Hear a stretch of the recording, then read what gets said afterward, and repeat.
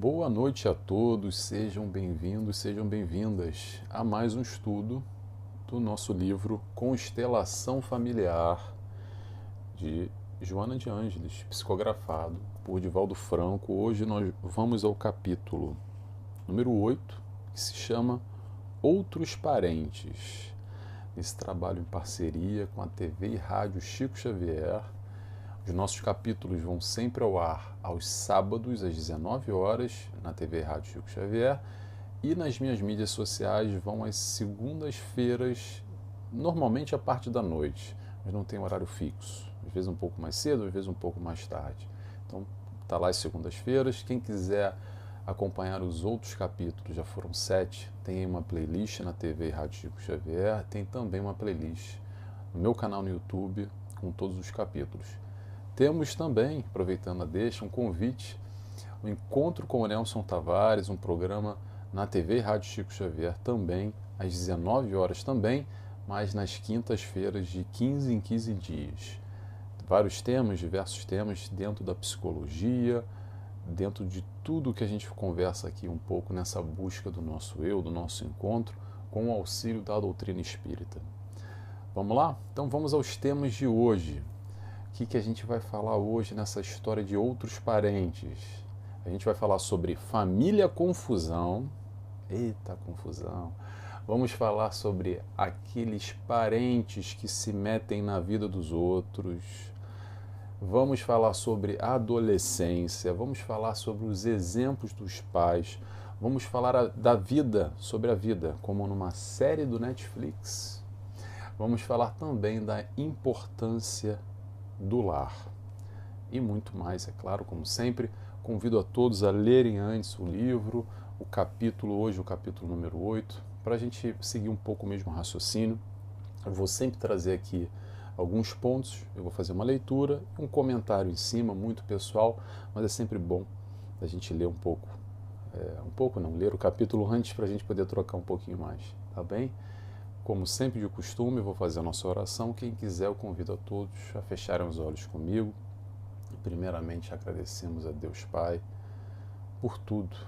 Agradecemos também ao nosso mestre, nosso guia, nosso exemplo, nosso amigo Jesus Cristo.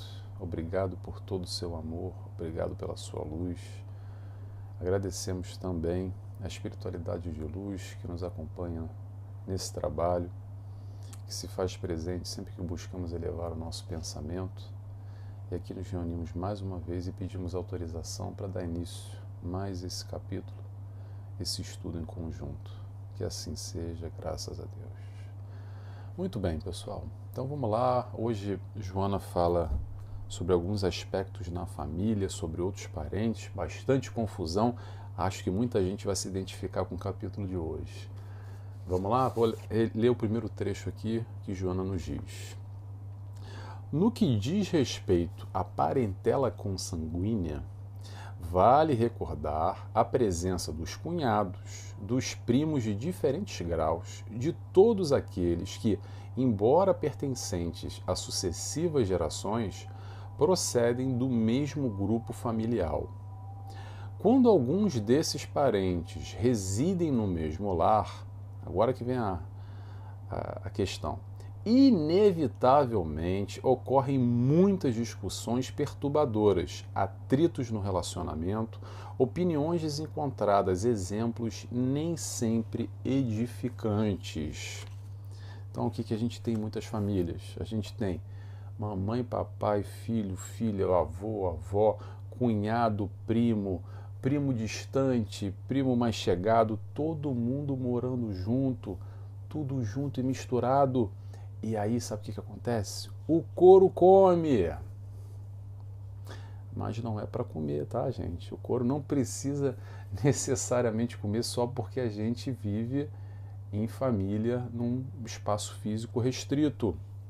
Claro que é normal o estresse aumentar, o conflito, o atrito, quando a gente tem menos espaço e mais gente. Principalmente, às vezes, há lares que se vivem dezenas de pessoas com um espaço físico muito pequeno. E é natural que aconteça mais atrito e mais estresse porque somos humanos. E temos as nossas diferenças. E a partir do momento que a gente vai vivendo e vai convivendo, o atrito vai sendo realizado. Mas a briga não necessariamente precisa ocorrer. Na verdade, é o contrário. É através desses momentos de estresse que todos nós temos, buscar a não briga, ou buscar não brigar. Porque não é desculpa, tá bom, gente? Muita gente adora dar aquela desculpa de que, sabe o que acontece? É que minha casa tem muita gente, é muito estresse, então eu perco logo a linha, brigo logo todo mundo mesmo. Não precisa ser assim, tá bom? Viver sob estresse, sob pressão, é claro que é mais difícil do que quando está cada um no seu canto, tranquilo e sossegado, e só se encontra lá no fim de semana, uma vez por mês, para um almoço de família, fica ali algumas horinhas e costuma ter briga também, né? Mas menos de quando está todo mundo junto. Mas ainda assim, o importante a gente lembrar é que a gente pode buscar a nossa paz interior, mesmo no meio de uma guerra, mesmo no meio de um ambiente com muito conflito, com muito atrito e com muito estresse, com muita gritaria e com muita confusão. É mais difícil, Nelson? Claro que é mais difícil do que um ambiente harmônico. Mas essa paz interior que a gente está falando, essa busca da nossa harmonia, do nosso controle, é um desafio que todos nós podemos alcançar. Apesar de uma guerra, quando a gente está em paz conosco mesmo, buscando essa tranquilidade, buscando essa interiorização, essa plenitude que Joana de Ângeles fala bastante sobre plenitude, nós conseguimos conviver no ambiente que for, da maneira que for, e vibrar no bem, se conectar com a espiritualidade de luz, se conectar com coisas boas e não entrar nesse nosso estímulo exterior, nessas brigas e nessas confusões. É fácil? Não é fácil, mas é possível. E quando é possível, sabe de quem depende? Só depende de nós. Depende da gente trabalhar e buscar e de encontro com isso. Qual é o caminho, Nelson? Encontre o seu. Não tem fórmula de bolo, há vários caminhos. A gente pode trazer alternativas de como fomentar, alimentar e buscar essa paz, essa tranquilidade interior, onde cada um pode encontrar esse porto seguro, esse deserto, digamos assim, de tranquilidade, de paz e harmonia. Mas isso também é um trabalho constante, é um trabalho de evolução, de crescimento, é um trabalho de formiguinha, que a gente vai aos poucos caminhando nessa direção e construindo esse aprendizado dessa paz interior. Mas é possível, tá bom, gente? Só queria deixar aqui essa lembrança que é importante, porque viver uma vida em desequilíbrio não é uma desculpa porque a culpa é do mundo, porque lá em casa você não sabe como é que é, Nelson. É muito estresse e aí não tem jeito. Tem jeito. O mundo pode ser como for, a família pode ser como for, mas a gente está falando aqui de dentro, está falando do teu eu, do seu encontro consigo mesmo. É disso que a gente está falando, tá bem? Vamos lá? Próximo ponto que eu separei. Joana de Ângeles, nos diz: de bom alvitre, no entanto, que, ao ser inevitável essa convivência, cada membro do clã reserve-se o respeito que deve manter pelo outro, não pretendendo tornar-se a figura central do grupo, ser o dono da verdade, opinar quando não solicitado, intervir na área que não lhe diz respeito. Aí, pausa, né, gente? Vamos voltar a essa simulação aqui de que a gente pode ter 10 pessoas vivendo e convivendo numa casa, num apartamento, num espaço físico do tamanho de um quarto. Mas ainda assim, se cada um tiver no seu quadrado, a coisa pode ocorrer com mais fluidez, com mais tranquilidade. Esse é o grande desafio, porque o problema começa quando a gente quer opinar na vida dos outros, quando alguém quer meter o bedelho na vida do fulano, quando um se acha o dono da verdade, quando o outro se acha que tem um direito de se meter na vida e começar a opinar e não respeita os limites. E é isso que a gente tem que falar, que é o mais importante nessa história toda aqui. Os limites. Será que a gente sabe qual é os nossos limites? Será que cada membro da nossa família, as nossas relações, está bem definido esses limites? Ou está meio bagunçado? Ou não tem limite nenhum? Como é que está a nossa família? Será que cada um sabe o seu papel? Ou cada um adora não viver a sua vida e viver a vida do outro? Sabe como é que é? O fulano nem olha para si, mas adora dar pitaco e falar na vida do fulano, da fulana, do filho, da filha, do cunhado, do genro, do primo. E a gente fica aqui quase trocando, porque eu não vivo minha vida. Eu estou preocupado com a vida lá do meu cunhado. Aí o meu cunhado também não vive a vida dele, que está preocupado com a minha. E aí minha irmã está preocupada com a vida. Tá entendendo como é que acontece? Será que a gente sabe viver no nosso quadrado? Será que a gente sabe os nossos limites? Essa é uma das questões cruciais, penso eu, número 1, nesse intercâmbio familiar, que muitas vezes nós nos perdemos nessa história da família. E aí eu posso adiantar para vocês, se não tiver limite, se tiver uma bagunça, a chance de dar problema, a chance de dar ruim é enorme.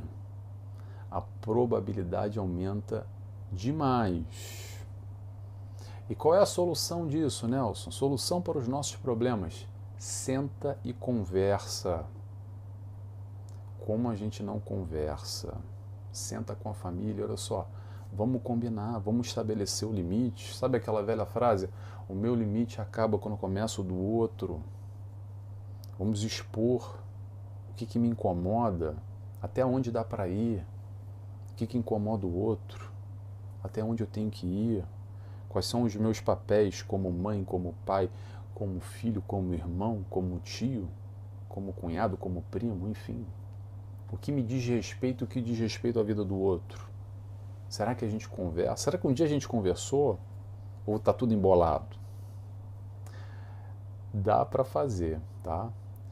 E depois que a gente fizer, depois que a gente sentar e conversar e combinar direitinho, se combinar dá para fazer tranquilamente, com felicidade, com mais harmonia, ou com menos briga e confusão, aí a gente tem que colocar a mão na massa e respeitar, a gente tem que cumprir, né? Porque também acontece muito que a gente combina mais ou menos, mas a gente não gosta muito de seguir, né? É sempre bom dar um pitacozinho, falar qualquer coisa, se meter na vida do meu filho, da minha filha, porque ele está fazendo errado, porque eu que sei a verdade, a história do dono da verdade, eu que sei a verdade, eu tenho que ir lá dar uma opinada. Será que não é assim que a gente faz às vezes? Interrogação. Não sei. Joana de Anjos está nos questionando aqui para ver até onde isso nos influencia e faz parte um pouco de nós, nos nossos relacionamentos. Vamos seguindo? Vamos lá. Agora a gente vai falar sobre a adolescência, os jovens. Joana de Ângeles nos diz: os jovens, por sua vez, devem respeito e consideração aos mais velhos, compreensão das experiências daqueles que chegaram antes e que se permitem a transferência dessas conquistas. Nada obstante, tal propositura, desculpa gente, Joana às vezes não estou acostumado com o vocabulário dela, você já sabe, né? Tal propositura não significa aceitação passiva de tudo quanto seja transmitido, tampouco da perda da própria identidade, seguindo comportamentos que não condizem com a sua maneira de ser. Antes representa uma oportunidade saudável de treinar não terminar, de treinar compreensão fraternal, convivência com as pessoas de diferentes níveis, preparando-se para os inevitáveis enfrentamentos na comunidade humana. Então, Joana de Ângeles fala aqui sobre a juventude, e eu vou colocar um pouco a juventude / adolescência, que sim é uma fase difícil, às vezes esse relacionamento pais e filhos nessa fase da juventude, muito conhecida como a aborrecência, que é aquela fase que são os donos da verdade. Aquela fase que normalmente, não normalmente, mas em muitos casos, o jovem ou adolescente ou pré-adolescente, outras categorias ainda, hoje em dia está cada vez mais precoce, sabem de tudo e que os pais não sabem nada. Sabe como é que é isso? Muitos de nós também, gente, vamos lembrar aqui, tá? Vamos puxar para o nosso lado. Muitos de nós fomos assim também lá atrás, quando adolescentes, quando jovens. Claro que a dinâmica era diferente. O próprio relacionamento entre pais e filhos, antigamente, para muitos de nós, era diferente. A questão do respeito, principalmente o respeito que vinha com uma chinela na mão, sabe? Quando às vezes não precisava nem de chinela, só o olhar já dava um medo de tal forma que se respeitava e se baixava a cabeça. Acho que muita gente aqui sabe o que eu estou falando. Mas também Joana de Ângeles fala algo importante. Aliás, fala algo importante não, ela dá aqui uma dica aos jovens falando da importância do respeito e a consideração aos mais velhos. É o convite, digamos assim, que o Joana de Ângeles faz aos jovens. Agora, também ressalta algo importante, que os jovens não devem aceitar passivamente ou baixar a cabeça para tudo e qualquer coisa, principalmente aquilo que eles já sabem que não é certo. Lembrando, somos espíritos em evolução e os conceitos de certo e errado nós vamos adquirindo conforme esse nosso crescimento evolutivo. E muitos desses espíritos que chegam ao nosso seio familiar hoje, como crianças, como os nossos filhos, na verdade são espíritos mais evoluídos no aspecto moral do que nós. E já tem uma outra realização, já tem uma outra vivência de certas questões que para a gente às vezes é meio confuso. E o que acaba acontecendo muitas vezes é que são as crianças que nos ensinam a nós pais certas questões. Vocês já ouviram falar uma história desse tipo? Falando que meu filho está me ensinando, minha filha está me dando uma lição de vida. Espíritos reencarnantes, todos nós somos, com a nossa bagagenzinha lá atrás. E que bagagem é essa? Às vezes, não sempre, tá, gente? Cada caso é um caso. Mas às vezes esses espíritos vêm também para nos auxiliar nessa nossa caminhada. Então, o importante nessa história, nesse relacionamento pais e filhos, é principalmente a gente entender qual é o nosso papel de educador, de fornecer a melhor educação, os melhores valores, porque a gente não sabe quem veio ali, que pode ser um espírito mais evoluído ou menos evoluído também. Importante a gente fazer, enquanto pais, o nosso papel. Vamos seguir, que ela vai falar agora sobre os pais. Dando seguimento nesse trecho, ela diz: por sua vez, os adultos não devem considerar pautas de conduta exemplar, excepcional para os mais jovens, impondo suas ideias, estabelecendo paradigmas que não podem ser ultrapassados, nem propondo atitudes que violentam a liberdade dos seus educandos. Aí eu digo o seguinte, aliás, eu acho que eu já falei isso em outro capítulo, é aquela frase que muita gente gosta de repetir e que não adianta, tá bom, gente? Que é o seguinte: faça o que eu digo, não faça o que eu faço. Pessoal, o exemplo é o que fica, não o que foi dito.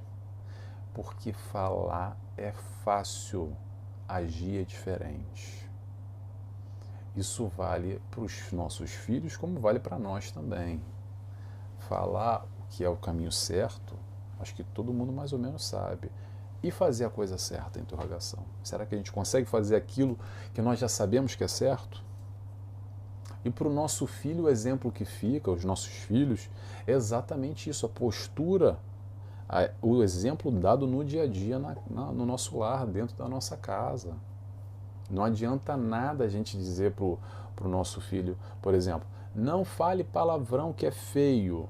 E aí você pega o telefone com o seu amigo, está lá o seu filho do lado, e você começa a descascar, porque o fulano, isso, aquilo, outro, ele é X, ele é Y, ele é Z. O que adianta você dizer para ele não falar palavrão, por exemplo, se você está ali constantemente falando? O exemplo é o que fica, tá? E a questão da violência, gente, também Joana de Anjos coloca aqui, não precisa de violência, né? Eu acredito que a gente já está numa fase que a gente evoluiu o suficiente, que a gente não precisa mais do velho, do antigo chinelo na mão, como muitos dos nossos pais fizeram. E nem violência física, e atenção, também não violência mental ou violência psicológica. Dá para fazer tudo na conversa. É claro que às vezes ainda muitos de nós recorremos àquilo que nós temos como aprendizado e nós replicamos. E quando eu falo aprendizado, nessa vida e não só, em outras, a questão do aspecto da violência em si. Agora, pessoal, vamos entender o seguinte: violência, num todo, está muito mais ligado ao primitivismo do que à luz, tá bom? A partir do momento que a gente vai crescendo, a gente vai compreendendo e tendo consciência a um outro nível, uma outra esfera, um outro nível de compreensão. E a gente percebe que violência não leva a nada. Pode levar naquele momento para a criança, para resolver ou tacar um balde de água naquela fogueira. Ponto.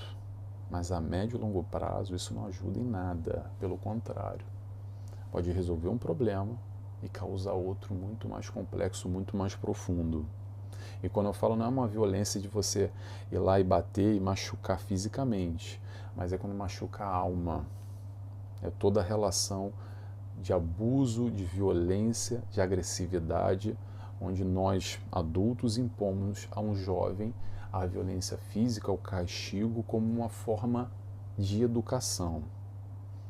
Ponto. Eu sei que isso é muito discutível, tem muita gente que não acredita e não concorda com isso, e não tem problema nenhum, tá bom, gente? Estou passando o que eu acredito, seguindo a linha de Joana de Ângeles, nos dizendo que violência não é a solução.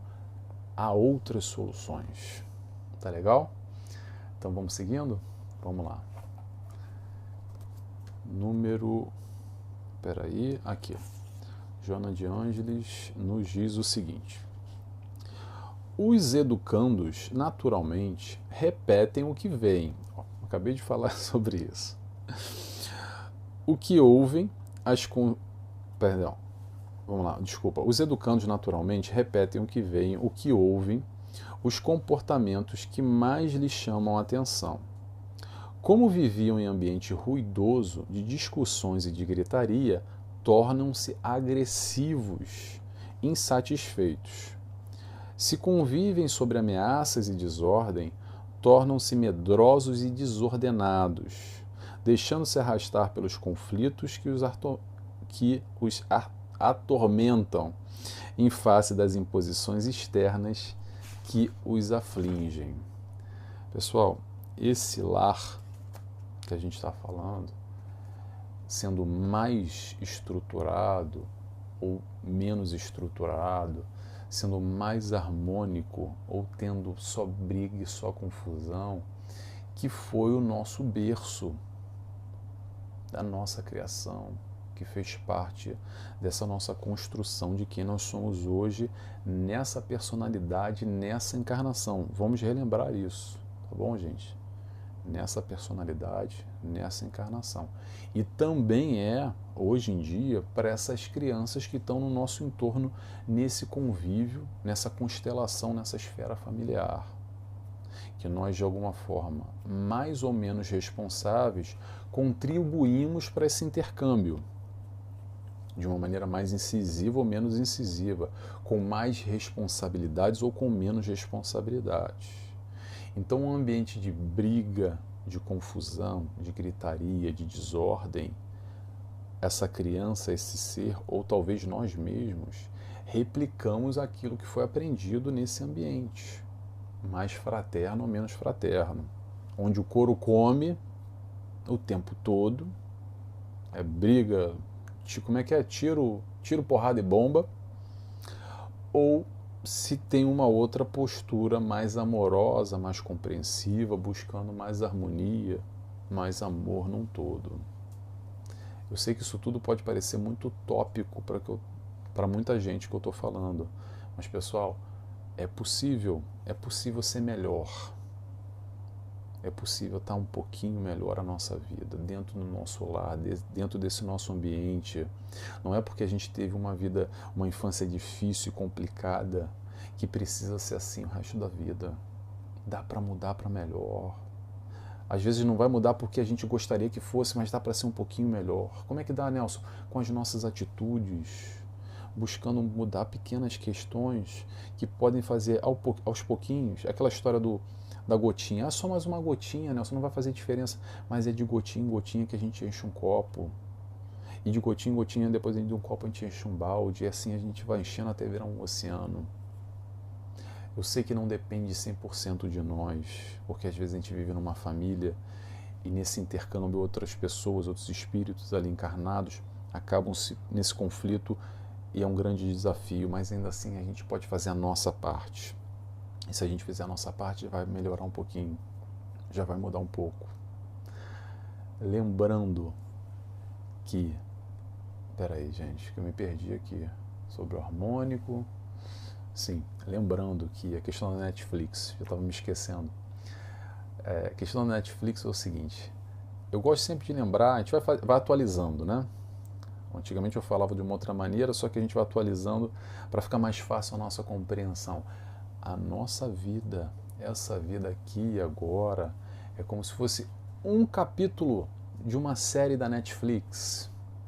Uma série onde já teve vários capítulos antes e vai ter vários capítulos para frente. E são várias temporadas. Então, esse capítulo, essa vida, faz parte desse momento, tem início, meio e fim, mas já tem muita coisa lá atrás que nos levou até esse capítulo hoje. E esse capítulo de hoje vai determinar muita coisa para os próximos capítulos também. Sabe que me fiz claro nessa analogia aqui, nessa brincadeira?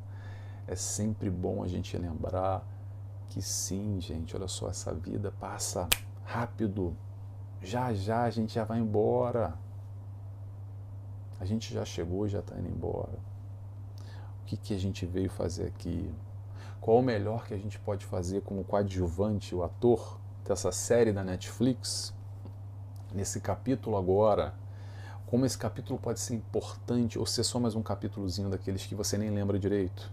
Para quem vê a série da Netflix sabe o que eu estou falando. Tem uns capítulos chaves, que são muito importantes, muito significativos e que marcam muito. Sabe o que depende para marcar muito ou pouco? A nossa atitude, o nosso querer, a nossa vontade, as nossas escolhas. Tá bom? Vamos seguindo aqui que a gente já está quase no nosso horário para o último trecho que eu separei. Joana de Ângeles nos fala... aqui. Nos fala o seguinte. Ninguém renasce em uma consanguinidade, desculpa, gente, hoje está difícil. Ninguém renasce em uma consanguinidade por acaso, mas antes por necessidade imperiosa de ajustamento emocional, de renovação moral e de aquisição de experiências especiais. Seguindo. A escola do exemplo no lar é o mais eficiente estabelecimento para a formação do caráter e do desenvolvimento do espírito no seu processo de aprendizagem terrestre. Somente através das atitudes positivas, não pieguistas, é que o educando dá-se conta de que a Terra é um lugar excelente para viver, para desenvolver suas potencialidades, para conseguir a realização interior e ser feliz. Então separei em 2 trechos aqui, vou fazer um breve comentário sobre a importância do lar para essa evolução enquanto espíritos que somos. E a Joana separou 3 trechinhos aqui que ela fala sobre o ajustamento emocional, a renovação moral e a experiência. Principalmente lembrando, ou relembrando, que a gente fala sempre, ela vai falar muito, tá, gente, sobre nesse livro inteiro, que ninguém renasce por um acaso, mas antes por essas necessidades. E necessidade, pessoal, não dá para correr. Pode pendurar e deixar para a próxima encarnação, mas vai ter que vivenciar isso. Essas renovações morais, esses ajustamentos emocionais, essa convivência com esses seres da nossa família que não estão aí por acaso. Foge da tua família, mas já vai encontrar de novo. A espiritualidade de novo vai botar todo mundo juntinho. No próximo capítulo da Netflix, da nossa encarnação, no próximo vai estar de novo. Querer correr agora é passar pano, é botar debaixo do tapete. Não tem fuga nenhuma no processo da vida, na vida como um todo, que eu quero dizer, nas nossas sucessivas encarnações. E aí eu ressaltei um ponto aqui que ela falou, já para a gente fechar agora, que eu quero lançar um questionamento para a gente fechar aqui hoje o nosso estudo, que ela fala que a Terra é um excelente lugar para se viver. E eu vou dar uma pausa para a gente pensar um pouquinho. Vou fazer um convite aqui para um raciocínio com vocês. Vou repetir de novo. A Terra é um excelente lugar para se viver. E aí eu pergunto a todos: o que vocês acham? De verdade. Não precisa me responder não. Responde para você agora. Você acha que a Terra é um excelente lugar para se viver? Você vê a Terra dessa maneira? Ou é tudo uma desgraça? Interrogação. O que vocês acham? Sabe aquela história do copo cheio ou copo vazio? O copo está lá e tem metade de água. Tem até um copo aqui, vou pegar para vocês. Tá meio sujo aqui que eu estava bebendo uma Pepsi agora, tá? Não era água. O copo está aqui, ó. Tá cheio até aqui, metade de água. Ele está cheio de metade de água ou ele está vazio porque já foi metade de água embora? Como é que a gente enxerga a vida? Sabe aquela história de que é para quem tem olhos de ver? Será que a gente tem olhos de ver? Interrogação. Será que a gente enxerga a vida e as suas belezas? Ou a gente só enxerga as coisas feias da vida? Porque, pessoal, atenção, não vou passar pano aqui nenhum e fingir que eu não estou vendo. Há muita coisa feia, muita coisa triste, há muita maldade. Claro que há. Eu sei que há. Não tenho dúvida nenhuma nisso. Mas eu também posso afirmar para vocês, há muita coisa boa, há muita felicidade, há muita coisa bonita. E aí eu faço o convite, em o que a gente está focando? No copo de água cheio ou no copo de água vazio? Isso só depende de nós. Isso é uma questão de foco. Foco é uma questão de escolha. Escolha é decisão. Decida o que você quer para a tua vida. Fica o convite, tá bom? Pessoal, vou encerrando por aqui. Foi mais uma vez uma felicidade estar com vocês. Espero que vocês tenham gostado do capítulo de hoje, do raciocínio, da reflexão. Palavra-chave: terra. Então, se você chegou até o final e gostou, eu peço a você, escreve para mim terra. Eu gosto de saber quem acompanha o capítulo. E é um pouco um feedback que eu tenho aqui também, para saber quem gosta e tal, trocando. Isso também me estimula de alguma forma, tá bom? Pessoal, vou fazer a oração e convido a todos, quem quiser. Antes. Vamos falar o próximo capítulo. O próximo capítulo é Os Vizinhos. Vizinho fofoqueiro. Vamos ver, eu não sei, não li ainda. Os Vizinhos é o próximo capítulo, tá? Semana que vem a gente se encontra de novo. Vou fazer a oração agora Quem quiser, claro, fecha os olhos comigo e agradecemos a Deus Pai, primeiramente. Agradecemos a Jesus, nosso mestre e guia, nosso exemplo maior, nosso amigo. Agradecemos a toda a espiritualidade de luz que nos cerca, em especial a mentora desse livro, a Joana de Ângeles, que nos escreve e compartilha conosco tanto conhecimento que nos auxilia na nossa vida. Muito obrigado, Joana. E assim pedimos autorização para fechar mais esse estudo, agradecidos que estamos. Que assim seja, graças a Deus. É isso, pessoal. Até semana que vem. Tchau, tchau.